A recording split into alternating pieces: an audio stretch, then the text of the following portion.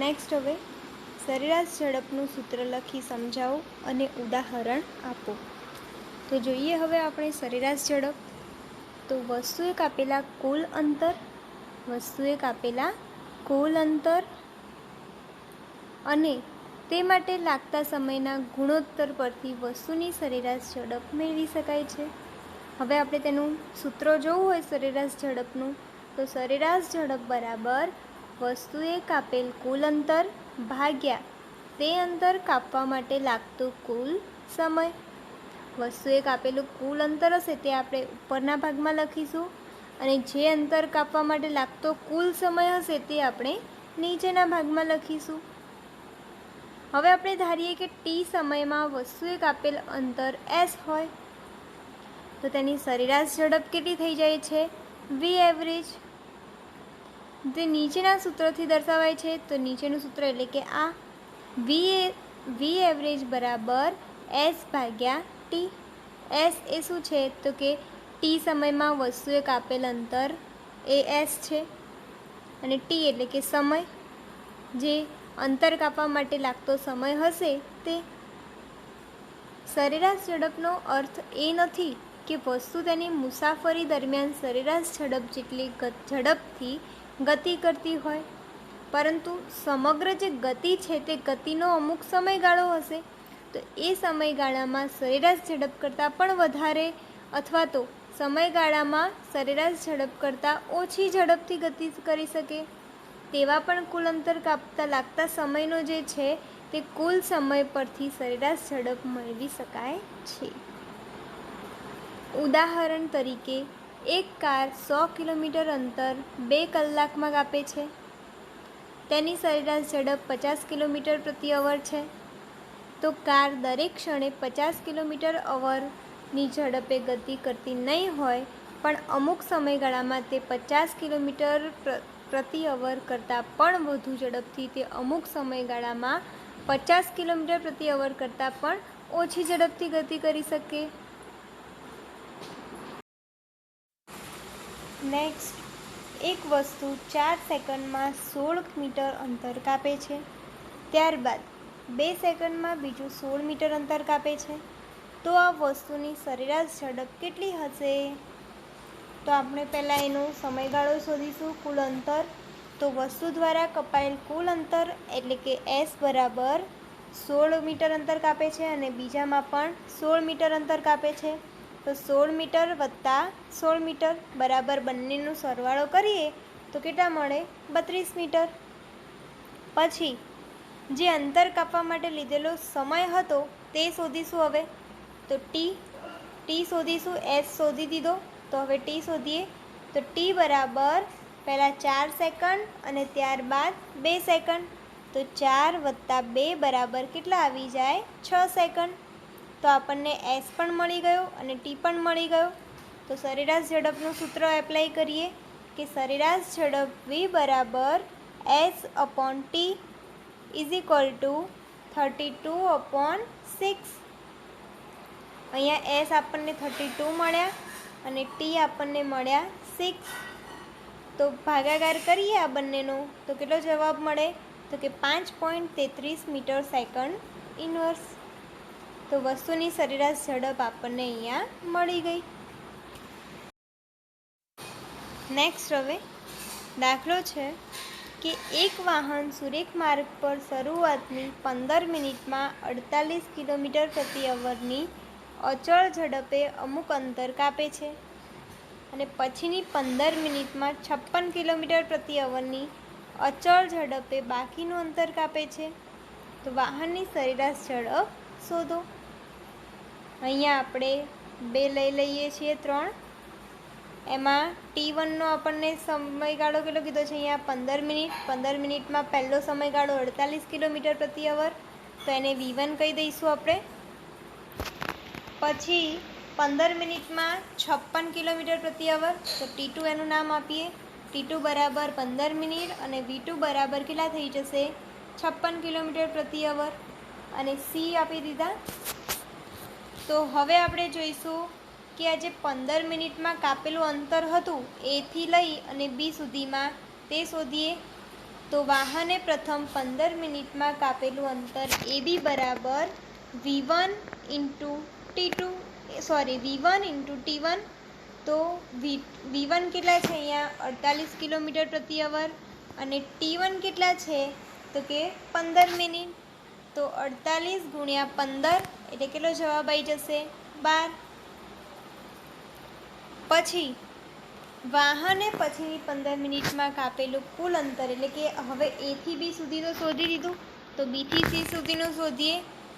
તો BC બરાબર V2 into T2 બરાબર 56 કિલોમીટર પ્રતિ અવર ઇન્ટુ 15 મિનિટ. તો એનો જવાબ કેટલો આવી ગયો 14 કિલોમીટર. પછી વાહને કાપેલું કુલ અંતર એટલે કે S બરાબર AB વત્તા BC, આ બંને જે આપણને મળે છે તેનો આપણે છેલ્લે સરવાળો કરી દીધો. તો 12 વત્તા 14 એટલે કેટલા મળી ગયા 26 કિલોમીટર. ત્યારબાદ આપણે શોધીશું કે કુલ સમય.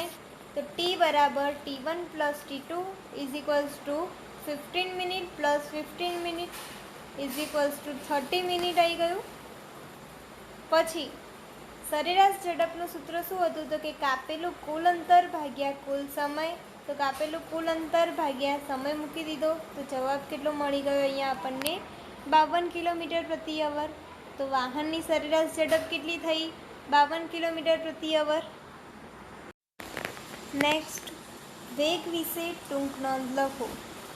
વેગ વિશે આપણે સમજી લઈએ હવે કે વસ્તુની ઝડપની સાથે સાથે તેની ગતિની દિશા દર્શાવીએ તો વસ્તુની ગતિનો દર વધારે સચોટ બની જાય છે અને વસ્તુના ઝડપની સાથે સાથે તેની ગતિની દિશા દર્શાવતા રજૂ થતી ભૌતિક રાશિને શું કહેવામાં આવે વેગ. જેમ વસ્તુના ઝડપની સાથે સાથે તેની ગતિની દિશા દર્શાવાય અને રજૂ થતી જે ભૌતિક રાશિ હશે એને શું કહેવામાં આવે છે વેગ. આથી નિશ્ચિત દિશામાં વસ્તુની ઝડપને તેનું શું કહેવાય વેગ. હવે આપણે જોઈએ તેની વ્યાખ્યા. તો વેગની વ્યાખ્યા છે કે ગતિ કરતી વસ્તુએ એકમ સમયમાં કરેલા સ્થાનાંતરને વેગ કહેવામાં આવે છે. અને વેગ જે છે તે કેવી રાશિ હશે સદિશ રાશિ. વેગનો SI એકમ થશે મીટર પ્રતિ સેકન્ડ. તેની સંજ્ઞા છે મીટર પ્રતિ સેકન્ડ અથવા સેન્ટીમીટર પ્રતિ સેકન્ડ અને તેની સંજ્ઞા કઈ થઈ સેન્ટીમીટર પ્રતિ સેકન્ડ અથવા કિલોમીટર પ્રતિ કલાક છે તો કિલોમીટર પ્રતિ કલાક એટલે કે કિલોમીટર પ્રતિ અવર. તો 1 કિલોમીટર પ્રતિ અવર બરાબર આટલું થશે 1000 ભાગ્યા 3600 સેકન્ડ. એનો એકમ કયો આવી જશે અહીંયા મીટર પ્રતિ સેકન્ડ. કોઈ વસ્તુનો વેગ હશે તે વસ્તુની ઝડપ અથવા વસ્તુની દિશા અથવા વસ્તુની ગતિની દિશા કે વસ્તુની ઝડપ અને દિશા બંનેના બદલાવાથી થઈ શકશે. એટલે કે જ્યારે સુરેખ પથ હશે સીધો પથ તેના પર કોઈ વસ્તુની ઝડપ એ જ તેનો વેગ ગણી શકાશે. તો જોઈએ હવે સરેરાશ વેગ. તો ગતિ કરતી વસ્તુનું સ્થાનાંતર અને આ માટે લાગતા સમયના ગુણોત્તરને સરેરાશ વેગ કહેવામાં આવે છે. જે ગતિ કરતી વસ્તુ હશે તે વસ્તુનું સ્થાનાંતર એટલે કે એક જગ્યાએથી બીજી જગ્યાએ તે વસ્તુ ગઈ હશે તેના માટે લાગતા સમયનો જે ગુણોત્તર હશે તેને શું કહેવામાં આવશે સરેરાશ વેગ. કોઈ વસ્તુનો વેગ સમાન દરથી બદલાઈ જતો હોય તો તેનો સરેરાશ વેગ પ્રારંભિક વેગ અને અંતિમ વેગના અંકગણિતીય સરેરાશથી મેળવી શકાય છે. તો સરેરાશ વેગનું આપણે સૂત્ર જોઈ લઈએ. તો પ્રારંભિક વેગ એટલે કે અહીંયાથી જે હોય એ પ્રારંભિક વેગથી અંતિમ વેગ અને ભાગાકારમાં 2.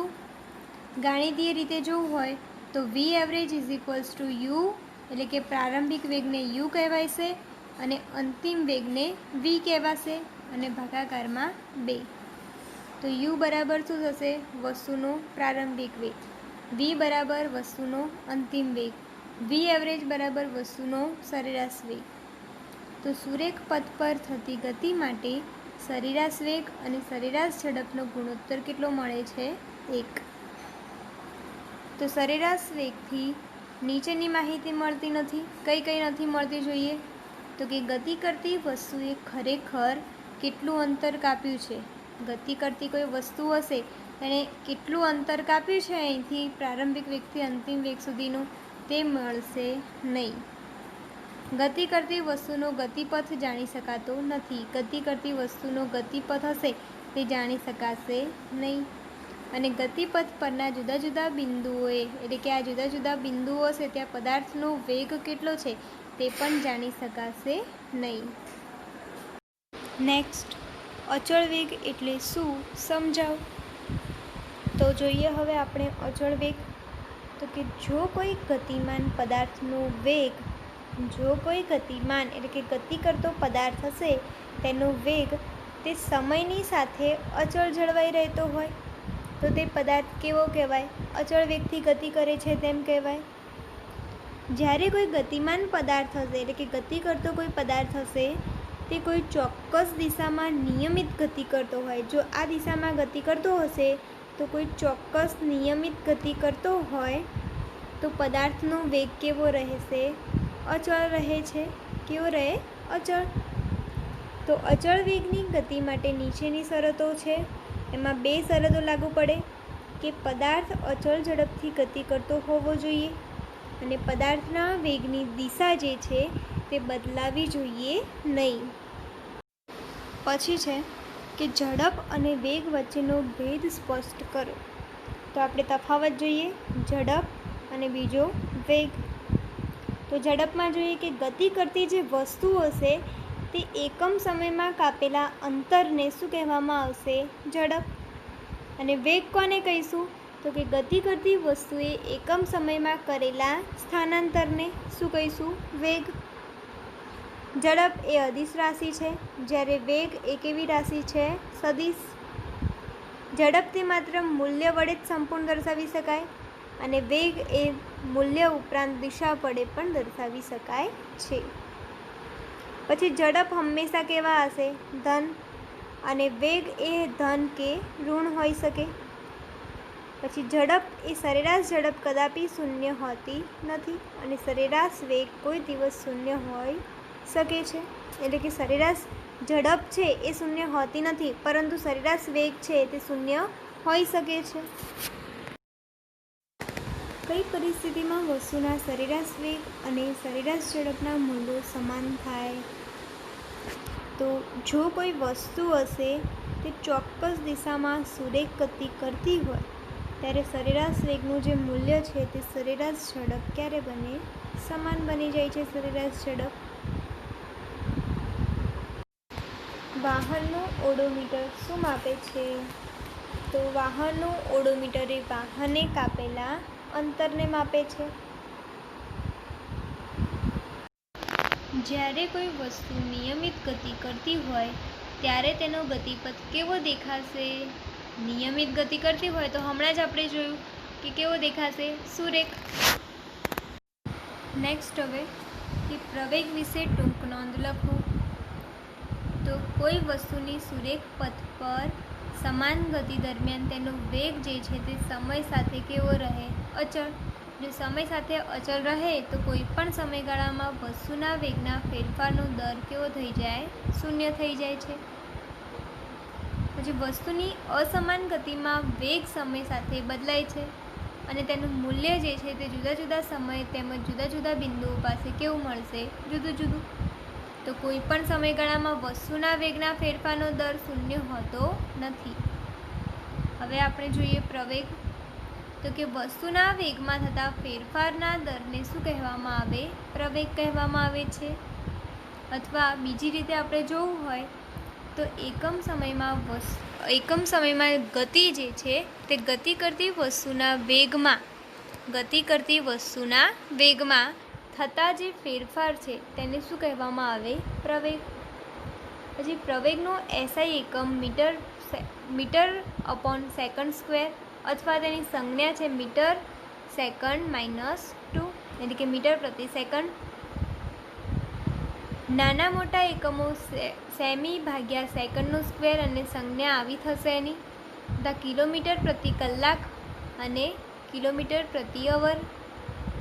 હવે ધારો કે સુરેખ પથ પર ગતિ કરતી વસ્તુનો t1 સમયે વેગ u હોય અને t2 સમયે વેગ v હોય તો તેનો તફાવત આપણે જોઈએ કે ડેલ્ટા ટી બરાબર t2 માઇનસ t1 સમયગાળામાં વસ્તુના વેગમાં થતો ફેરફાર ડેલ્ટા વી બરાબર વી માઇનસ શું થઈ જાય યુ થઈ જાય. તો સરેરાશ પ્રવેગ બરાબર શું થાય તો કે વેગમાં થતો ફેરફાર ભાગ્યા તેનો સમયગાળો. તો એ સરેરાશ પ્રવેગને એ વડે દર્શાવીશું તો એ બરાબર delta V upon delta T. તો શું થઈ જશે અહીંયા વી માઇનસ યુ ભાગ્યા t2 માઇનસ t1. તો સરેરાશ પ્રવેગ જે છે તે સરેરાશ પ્રવેગને બદલે પ્રવેગ પણ કહેવાય છે તેને. અને સરેરાશ પ્રવેગ એ કેવી રાશિ થઈ જશે સદિશ રાશિ. અને તેની દિશા જે છે તેના વેગના ફેરફાર ડેલ્ટા વીની દિશામાં હોય છે. જો પ્રવેગ છે તે વેગની દિશામાં હોય તો ધન અને વેગની વિરુદ્ધ દિશામાં હોય તો ઋણ લેવામાં આવશે. અને સમાન વેગથી ગતિ કરે તો પ્રવેગ કેવો બની જાય શૂન્ય બની જાય છે.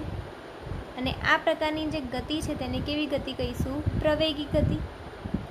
જ્યારે જ્યારે વસ્તુનો વેગ સમય સાથે ઘટતો જાય ત્યારે પ્રતિવેગ અથવા રિટાર્ડેશન કહેવાય છે. તો આ થઈ ગયો સરેરાશ પ્રવેગ અને પ્રવેગ વિશેની માહિતી. પદાર્થ નિયમિત પ્રવેગી ગતિ કરે છે તેમ ક્યારે કહેવાય તો સુરેખ પથ પર, એટલે કે આ સુરેખ પથ પર એક જ દિશામાં ગતિ કરતા પદાર્થના વેગમાં થતો વધારો કે ઘટાડો હોય તે સમયના એક સરખા ગાળામાં એક સરખો રહેતો હોય તો તે પદાર્થનો પ્રવેગ જે હશે તે પ્રવેગ કેવો રહેશે અચળ. એક જ દિશામાં ગતિ કરતો હોય અને પદાર્થના વેગમાં થતો વધારો અથવા તો ઘટાડો તે સમયના એક સરખા ગાળામાં એક સરખો રહેતો હોય તો તે પદાર્થનો પ્રવેગ કેવો રહે અચળ. પછી નિયમિત એક જ દિશામાં થતો હોય તો તે નિયમિત પ્રવેગી ગતિ કરે છે તેમ કહી શકીએ. હવે આપણે તેનું ઉદાહરણ જોઈએ તો ટાવરની ટોચ પરથી મુક્ત પતન કરતો દડો એ કેવો છે નિયમિત પ્રવેગી ગતિનું ઉદાહરણ. અહીંયાથી નીચે પડે છે દડો એ કેવો છે મુક્ત પતન એટલે કે મુક્ત પ્રવેગી છે. અને આકૃતિમાં પ્રત્યેક સેકન્ડે દડાનું સ્થાન, તેનો વેગ અને તે સમયે તેનો પ્રવેગ પણ દર્શાવેલો છે. દરેક સમયે તેનો વેગ અને તેનો પ્રવેગ દર્શાવેલો છે. તો આકૃતિ પરથી સ્પષ્ટ છે કે પ્રત્યેક એક સેકન્ડના સમયગાળામાં દડાના વેગમાં થતો જે વધારો છે તે એક સરખો રહેતો હોવાથી દડો એ નિયમિત અથવા અચળ પ્રવેગી ગતિ કરે છે.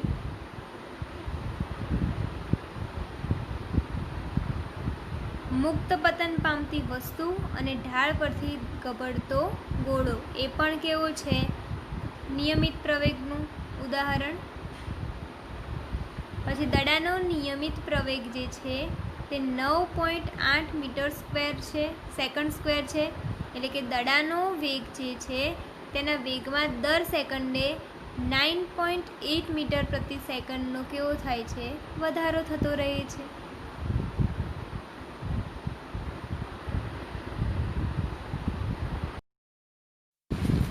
પદાર્થ અનિયમિત પ્રવેગી ગતિ કરે છે તેમ ક્યારે કહેવાય તો કોઈ પણ પદાર્થના વેગ બદલાવાનો દર તે સમયના એક સરખા ગાળામાં કેવો હોય જુદો જુદો તો તે પદાર્થ કેવો હોય અનિયમિત પ્રવેગી ગતિ કરે છે તેમ કહી શકાય. આપણે ચેપ્ટરની શરૂઆતમાં વાત કરી હતી કે ટ્રાફિકવાળા રસ્તા પર વાહનનો પ્રવેગ વારંવાર બદલાતો હોય છે. આથી તેની ગતિ કેવી કહેવાય અનિયમિત પ્રવેગી ગતિ. તો બીજા ઉદાહરણ જોવા હોય તો ભીડવાળા રસ્તા પરથી પસાર થતી એક મોટર કાર.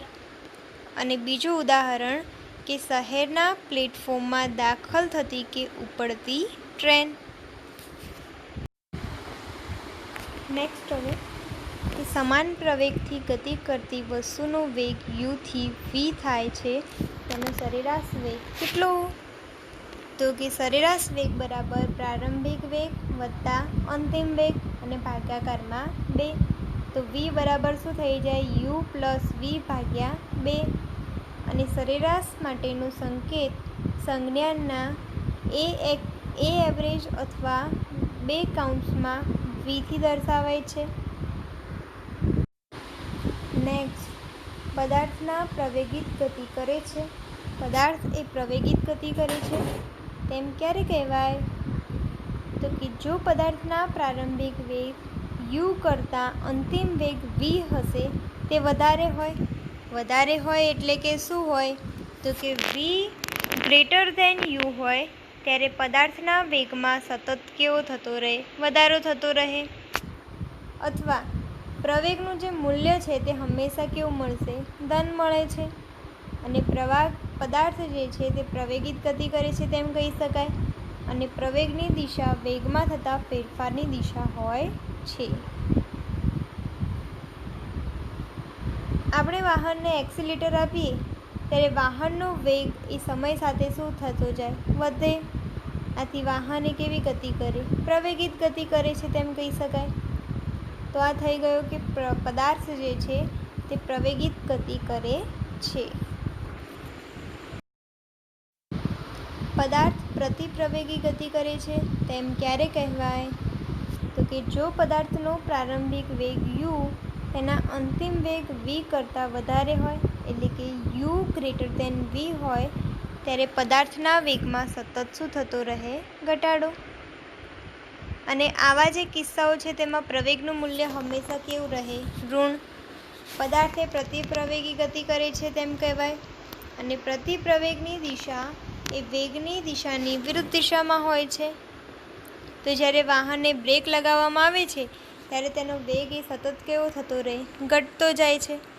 તો વાહન જે છે તે પ્રતિપ્રવેગી ગતિ કરે છે તેમ કહી શકાય. તો આ થઈ ગયું કે પદાર્થ એ પ્રતિપ્રવેગી ગતિ કરે છે જેમાં પ્રારંભિક વેગ તરીકે u અને અંતિમ વેગ એ v કરતાં વધારે હોય એટલે કે u ગ્રેટર ધેન v અને પદાર્થના વેગમાં સતત એમાં શું થતો રહે? ઘટાડો. પ્રવેગનું મૂલ્ય ઋણ. પદાર્થ જે છે તે પ્રતિપ્રવેગી ગતિ કરે છે અને પ્રતિપ્રવેગની દિશા જે છે તે વેગની દિશાની કેવી હશે? વિરુદ્ધ દિશામાં. જ્યારે આપણે બ્રેક લગાવીએ છીએ કોઈ પણ વાહનને ત્યારે વેગ એ સતત કેવો રહે? ઘટતો જાય છે. આથી વાહન કેવી ગતિ કરે? પ્રતિપ્રવેગી ગતિ કરે છે તેમ કહેવાય. નેક્સ્ટ, પ્રવેગ અને પ્રતિપ્રવેગનો તફાવત આપો. તો પ્રવેગ તો કે પદાર્થના વેગમાં થતા વધારાના દરને શું કહેવામાં આવે? પ્રવેગ કહેવામાં આવે છે. અને પદાર્થના પ્રવેગમાં થતા ઘટાડાના દરને શું કહેવામાં આવે છે? પ્રતિપ્રવેગ. પ્રવેગી ગતિ કરતા પદાર્થનો અંતિમ વેગ એ પ્રારંભિક વેગ કરતાં કેવો હોય? વધારે. જ્યારે પ્રતિપ્રવેગી ગતિ કરતા પદાર્થનો અંતિમ વેગ એ પ્રારંભિક વેગ કરતાં ઓછો હોય છે. પ્રવેગની દિશા એ વેગની દિશામાં હોય છે અને પ્રતિપ્રવેગની દિશા વેગની દિશાની વિરુદ્ધ દિશામાં હોય છે. પ્રવેગ ઉત્પન્ન કરવા વાહનમાં પ્રવેગક એટલે કે એક્સિલેટરનો ઉપયોગ કરવામાં આવે છે. જ્યારે પ્રતિપ્રવેગ ઉત્પન્ન કરવા વાહનમાં શેનો ઉપયોગ કરવામાં આવે? તો કે બ્રેકનો ઉપયોગ કરવામાં આવે.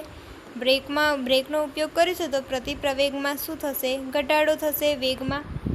અને પ્રવેગ ઉત્પન્ન કરવા માટે એક્સિલેટર આપીશું તો સમયમાં શું થશે? ટીમાં વધારો થાય છે અને આની અંદર ટીમાં શું થશે?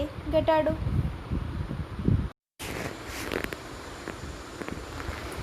સ્થિર અવસ્થામાંથી રાહુલ પોતાની સાયકલ ચલાવવાનું શરૂ કરે છે અને 30 સેકન્ડમાં 6 મીટર પ્રતિ સેકન્ડનો વેગ પ્રાપ્ત કરી લે છે. હવે તે એવી રીતે બ્રેક મારે છે કે જેથી સાયકલનો વેગ એ ત્યારબાદની 5 સેકન્ડમાં ઘટીને 4 મીટર પ્રતિ સેકન્ડ થઈ જાય છે. તો આ બંને કિસ્સાઓમાં સાયકલના પ્રવેગની ગણતરી કરો. તો પ્રથમ કિસ્સામાં આપણે પ્રારંભિક વેગ કેવો હતો? 0. અંતિમ વેગ 6 મીટર પ્રતિ સેકન્ડ અને ટી કેટલો છે? તો કે 30 સેકન્ડ. તો પ્રવેગનું હમણાં આપણે ભણી ગયા સૂત્ર શું હતું? તો કે પ્રવેગ એ બરાબર v - u ભાગ્યા ટી. તો v કેટલો છે? 6. u કેટલો છે? પ્રારંભિક વેગ 0 અને ભાગ્યા સમય કેટલો છે? ટી 30. તો એ બરાબર શું મળી ગયું? 1/5 બરાબર કેટલો જવાબ આવે? 0.2 મીટર પ્રતિ સેકન્ડ. બીજા કિસ્સામાં પ્રારંભિક વેગ u બરાબર 6 મીટર પ્રતિ સેકન્ડ અંતિમ વેગ v બરાબર 4 મીટર પ્રતિ સેકન્ડ અને સમય t બરાબર 5 સેકન્ડ. તો પ્રવેગ a બરાબર શું થાય? v માઇનસ u ભાગ્યા t બરાબર 4 માઇનસ 6 ભાગ્યા 5 અને બરાબર એનો જવાબ શું આવી જાય? તો કે -5 ભાગ્યા 2 ભાગ્યા 5 અથવા a બરાબર શું આવી ગયું? -0.4 મીટર પ્રતિ સેકન્ડ. ઋણ નિશાની શું સૂચવે? આ જે ઋણ નિશાની છે અહીંયા એ શું સૂચવે છે? તો કે એ પ્રતિપ્રવેગ છે. પ્રતિપ્રવેગ હંમેશા કેવા હોય? ઋણ. નેક્સ્ટ હવે કે તમે કોઈ વસ્તુની બાબતમાં ક્યારે કહી શકો કે 1. તે અચળ પ્રવેગથી ગતિ કરે છે, 2. તે અસમાન પ્રવેગથી ગતિ કરે છે. તો પહેલું આપણે જોઈએ કે તે અચળ પ્રવેગથી ગતિ કરે છે. તો સુરેખ પથ પર એક જ દિશામાં ગતિ કરતા પદાર્થના વેગમાં થતો વધારો તે સમયના એક સરખા ગાળામાં એક સરખો હોય તો તે પદાર્થનો પ્રવેગ જે છે કેવો રહે? અચળ તેમ કહી શકાય. અને પદાર્થ જે છે તે નિયમિત પ્રવેગી ગતિ કરે છે તેમ કહી શકાય. તો આવી ગતિને શું કહેવાય? અચળ પ્રવેગી ગતિ. પછી તે અસમાન પ્રવેગથી ગતિ કરે છે. તો કોઈ પદાર્થનો વેગનો બદલાવાનો દર એ સમયના એક સરખા ગાળામાં કેવો હોય? જુદો જુદો. તો તે પદાર્થ અનિયમિત પ્રવેગી ગતિ કરે છે તેમ કહેવાય. અને આવી ગતિને અસમાન પ્રવેગી ગતિ કહેવામાં આવે છે.